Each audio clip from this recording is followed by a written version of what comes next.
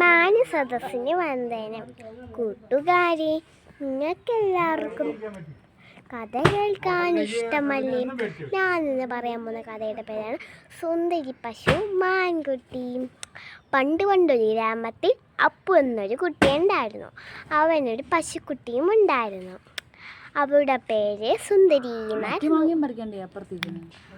അപ്പു എന്നോ സുന്ദരിയും കുട്ടി പുല്ല് മേയാൻ പോകുമായിരുന്നു.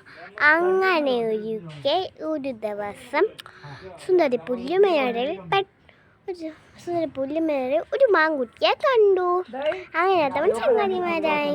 ദിവസം മാൻകുട്ടി സുന്ദരി കട്ടിലേക്ക് പോയി. അവിടെ ധാരാളം പുല്ലുകളും പൂക്കളും വലിയ വലിയ മരങ്ങളും ഒക്കെ ഉണ്ട്. എനിക്ക് വേണ്ടി ഒക്കെ തരാം. നമ്മൾ സുന്ദരി കാട്ടിലേക്ക് പോയി. കാട്ടിൽ ഹായ് കാട്, എത്ര മനോഹരമായ കാട്, എന്ത് ഭംഗിയുള്ള പുല്ല്, എത്ര വലിയ മരങ്ങൾ, എന്ത് ഭംഗിയുള്ള പൂക്കൾ, പൂമ്പാറ്റകൾ, പക്ഷികൾ, കിളികൾ കളിച്ചും ചിരിച്ചും നടന്നപ്പോൾ പെട്ടെന്ന് ശബ്ദം. സുന്ദരി പേടിച്ചു പോയി.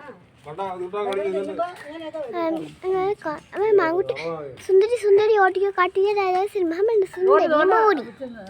സുന്ദരി മാൻകുട്ടി നീ കടയെ കുറിച്ച് അവളുടെ അപകടം കുറിച്ച് പറഞ്ഞില്ലല്ലോ, അതെന്തേ?